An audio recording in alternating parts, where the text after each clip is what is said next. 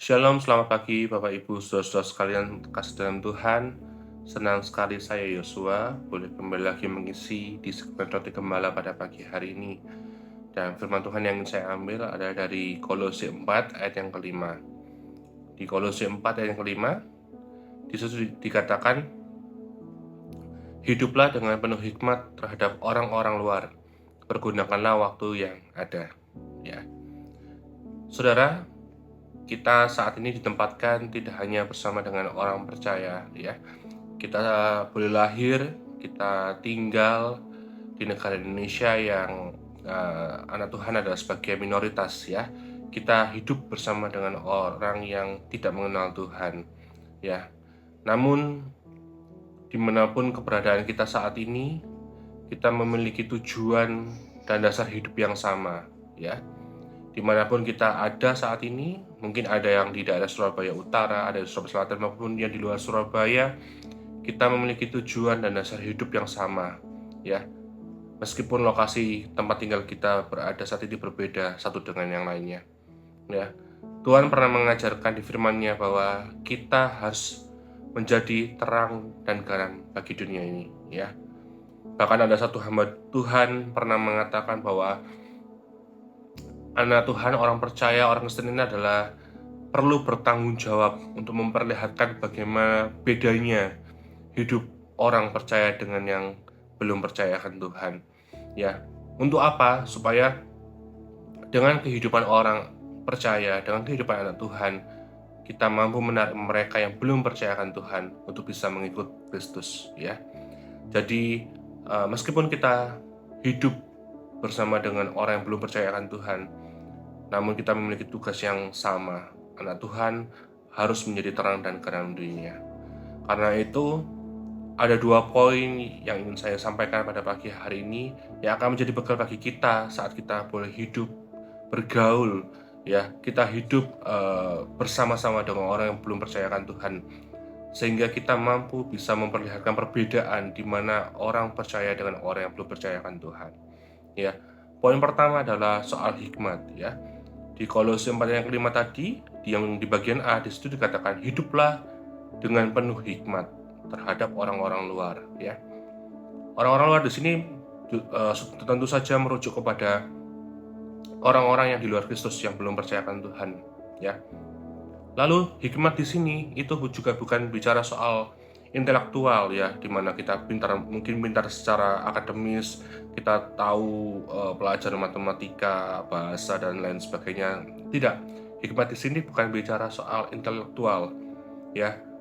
Namun hikmat di sini berbicara soal bagaimana kemampuan kita untuk selalu bisa menerapkan kebenaran akan firman Tuhan di dalam kehidupan kita sehari-hari.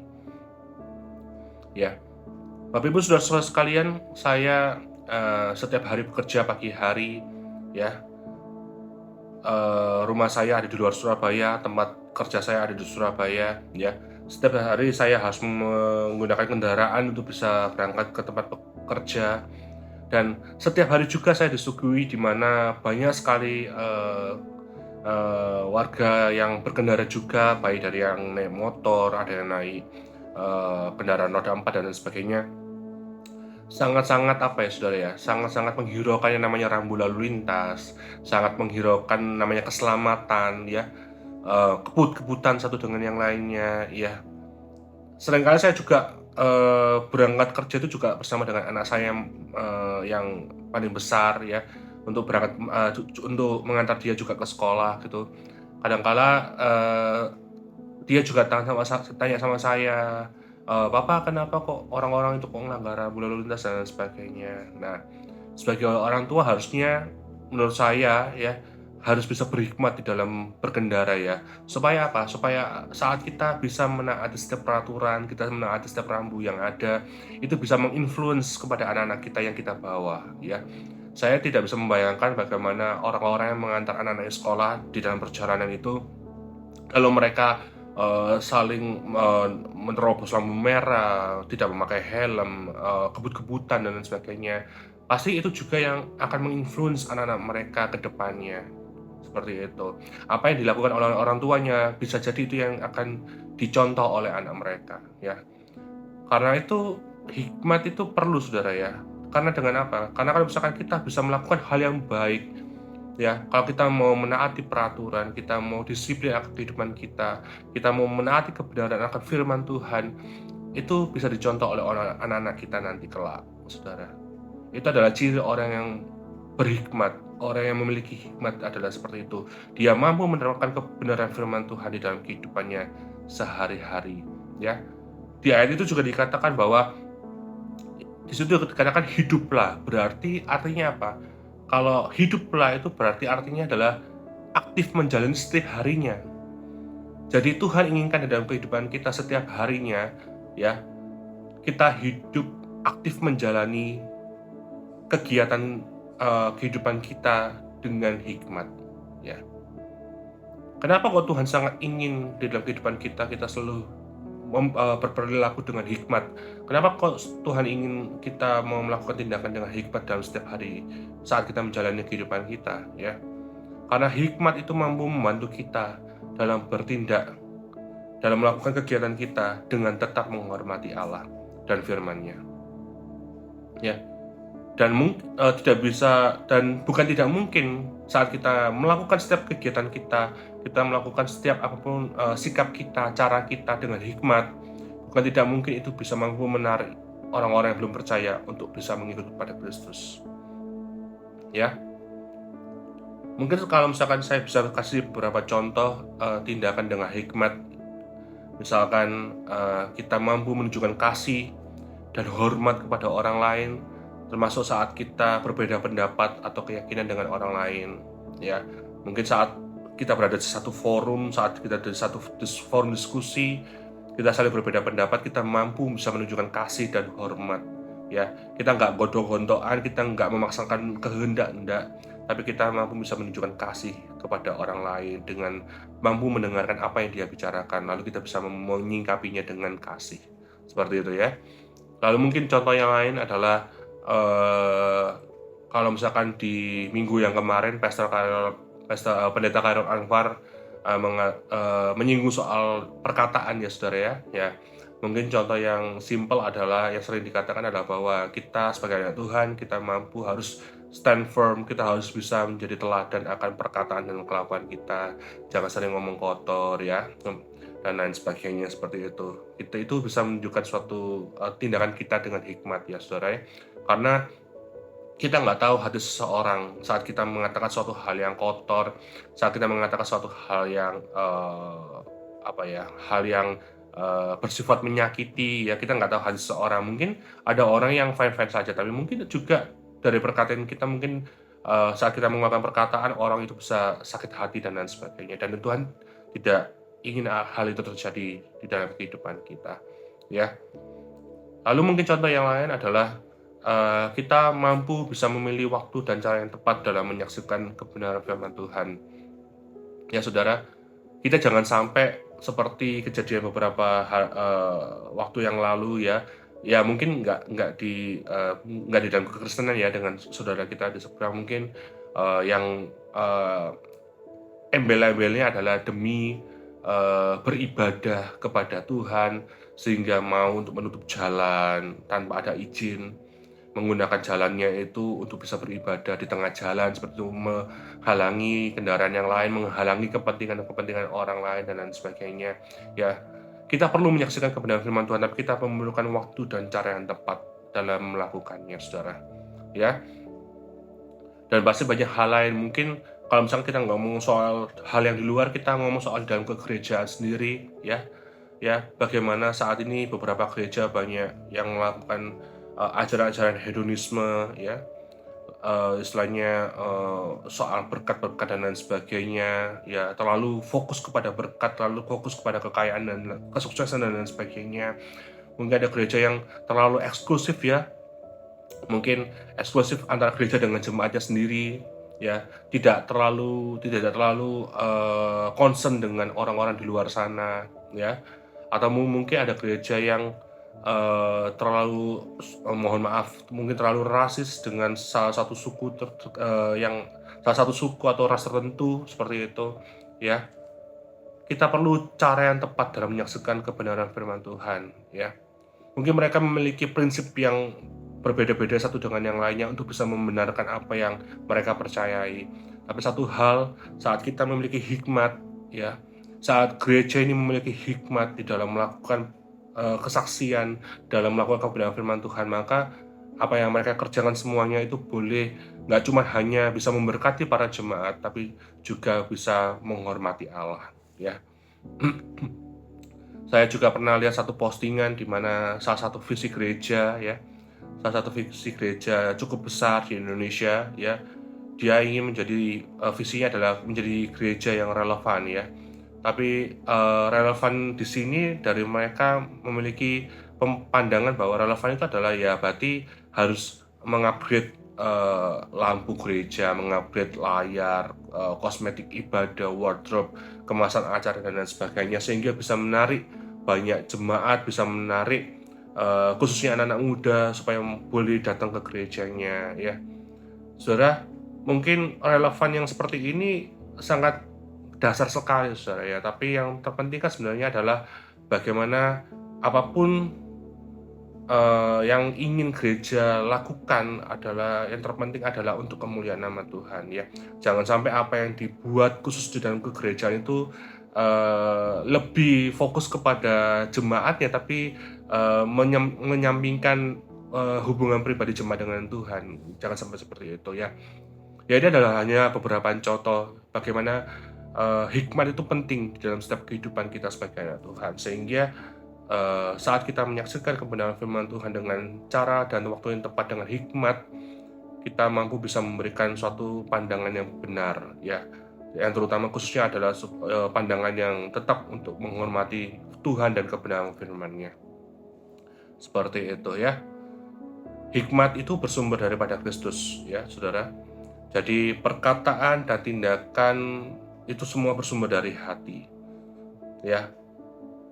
Kalau misalkan kita mau hidup di dalam hikmat, kita mau tetap hidup di dalam hikmat, di dalam setiap harinya kita mau menjalani kehidupan dengan hikmat, kita perlu Kristus di dalam kehidupan kita, ya. Karena hikmat sekali lagi bersumber daripada Kristus. Hubungan kita dengan Tuhan itu yang terpenting saat kita mau hidup menjalani kehidupan kita dengan hikmat, saudara, ya. Itu poin yang pertama. Poin yang kedua adalah soal waktu, ya.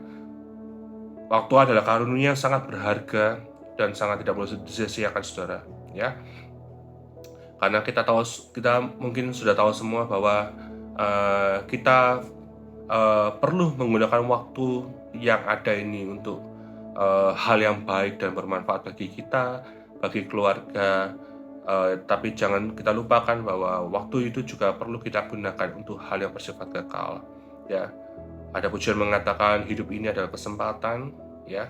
Kalau kita lihat di ayat yang di Kolose 4 ayat 5 tadi, kalau kita lihat di terjemahan bahasa Indonesia masa kini, di situ dikatakan, hendaklah kalian hidup bijaksana dan memakai setiap kesempatan dengan sebaik-baiknya, ya. Hidup ini ada kesempatan, saudara. Selagi ada kesempatan, gunakan kesempatan itu untuk bisa menggunakan hal yang baik, dan khususnya adalah untuk bisa melayani dan berhubungan dengan Tuhan sebaik-baiknya, ya. Kita jangan terlalu iri dengan waktu orang-orang yang belum percayakan Tuhan. Mungkin mereka menggunakan waktu mereka dengan kesenangan, ya, menggunakan waktu mereka dengan kebutuhan mereka, apa yang mereka inginkan, semuanya mereka ingin capai seperti itu, ya.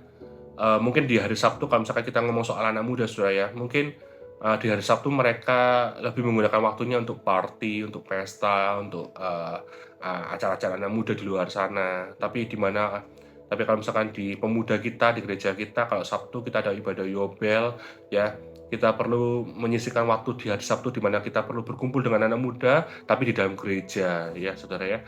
Kita bersekutu dengan Tuhan di situ. Nah, itu adalah satu pengorbanan kita di dalam menjalani waktu.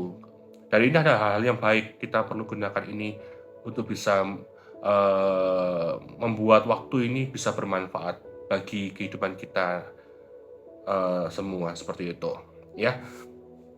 Nah, saat kita sadar bahwa waktu ini adalah hal yang berharga, ya, kita pasti akan berusaha semaksimal mungkin untuk bisa mendoakan dan memanfaatkannya dengan sebaik-baiknya, ya.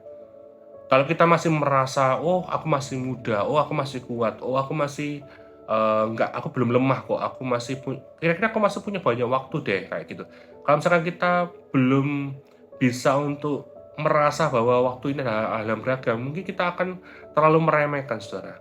Tapi saat kita sadar bahwa, waktu ini adalah kesempatan yang Tuhan berikan dan ini tidak bisa diulang kembali, ini tidak bisa diputar kembali dan ini sangat berharga. Saat kita mau menghargai waktu ini, saya percaya kita pasti akan berusaha untuk memanfaatkan dengan sebaik-baiknya. Ya, sangat sering kita dengar banyak cerita ya di mana, oh umurnya masih muda kok sudah dipanggil Tuhan, atau mungkin oh kayaknya orang ini kok kemarin kok sehat aja, kemarin baru ketemu kok ternyata kok hari ini sudah dipanggil Tuhan. Seperti itu. Kita nggak tahu waktu kita sampai kapan, kita nggak tahu umur kita sampai kapan. Tapi, yang terpenting di sini kita nggak perlu cari tahu sampai kapan waktu kita, sampai kapan umur kita nggak tahu. Tapi yang terpenting adalah selagi kita masih ada, selagi kita masih diberi kesempatan, kita mau menggunakannya dengan sebaik-baiknya, ya. Waktu saya bekerja di rumah sakit, ya, pernah ada satu pasien, dia, ada keluhan di parunya seperti itu. Ya singkat cerita dia dicek oleh dokter, dia disarankan untuk berhenti untuk namanya merokok, Saudara. Dan, disarankan berhenti merokok karena dia juga salah satu termasuk perokok berat dan itu yang membuat dia sakit paru seperti itu, intinya seperti itu. Tapi orang ini pernah mengatakan ke dokternya, "Loh, nenek saya aja loh umurnya 90 tahun masih suka merokok dan sampai saat ini masih sehat. Masa itu ada hubungannya dengan rokok, dengan keluhan saya saat ini?" Nah, seperti itu. Kadang orang-orang mikir seperti itu ya, "Wong nenek saya umur 90 tahun aja masih kuat meskipun ngerokok, tapi kok apa namanya? Masa ya saya masih muda ini kok ngerokok, masa ya gara-gara ini saya sakit," kayak gitu ya, seperti itu. Ya, kita nggak ada yang tahu. Mungkin waktu nenek ini umurnya ini 90 tahun ya Tuhan masih belum mau panggil ya kita nggak tahu. Ya, jangan sekali lagi kita jangan tidak usah membanding-bandingkan dengan umur orang lain, kita tidak usah membandingkan dengan kesempatan orang lain. Kita fokus pada diri kita sendiri, di mana kita memanfaatkan waktu dan kesempatan ini dengan sebaik-baiknya untuk bisa mendatangkan hal yang baik bagi kita, bagi keluarga, bagi orang-orang yang kita kasihi, terutama juga untuk kehidupan kita nanti kelak, saat kehidupan kekal nanti, saat kita dipanggil Tuhan. Itu yang terpenting ya. Gunakan waktu dengan sebaik-baiknya untuk bisa kita membangun hubungan kita sejari dini ya. Kita jangan tunggu sampai kita sudah sekarat baru kita mau datang sama Tuhan. Menurut saya sungguh terlambat ya. Banyak hal yang mungkin yang Tuhan ingin kerjakan dalam kehidupan kita, tapi kita masih belum mau menerima panggilannya. Dan baru nanti kita sadarnya waktu saat kita sudah ingin dipanggil nanti. Wah, sungguh sayang sekali saudara ya. Seperti itu ya. Tanpa persiapan, tanpa kesadaran kita akan campur tangan Tuhan, setiap kesempatan yang Tuhan berikan bagi kita mungkin akan bisa terlewat ya. Mungkin Tuhan ingin gunakan kehidupan kita lebih luar biasa lagi. Kita bisa memberkati banyak orang, kita bisa mendatangkan kebaikan bagi banyak orang. Tapi karena kita tidak bisa memanfaatkan waktu ini dengan baik, kita lebih terlena akan daging kita lebih terlena akan keinginan hawa nafsu kita, sehingga kita tidak bisa memanfaatkan waktu dengan baik. Karena itu pada pagi hari ini kita diingatkan kembali ya, gunakanlah waktu dengan sebaik-baiknya ya. Karena itu saudara-saudara, Bapak Ibu saudara sekalian, pagi hari ini kita belajar 2 poin ya, bahwa hikmat dan waktu ini adalah 2 hal yang saling berkaitan ya. Dan ini sangat penting dalam kehidupan kita saat kita berada di tengah-tengah orang yang belum percaya akan Tuhan ya. Saat kita menjadi garam dan terang dunia, 2 hal ini sangat kita perlukan di dalam kehidupan kita untuk bisa menarik mereka semua kembali kepada Kristus ya. Hikmat membantu kita dalam mengenali prioritas, saudara. Hikmat membantu kita dalam mengenali prioritas yang tepat dan membuat keputusan yang bijaksana dalam menggunakan waktu kita ya. Dengan hikmat ya, kita bisa membuat keputusan dengan baik, dengan waktu dan cara yang tepat ya. Dan dengan itu semua, kalau misalkan kita bisa menggunakan ini dengan baik, kehidupan kita niscaya dapat memuliakan Allah dan menjadi berkat bagi banyak orang.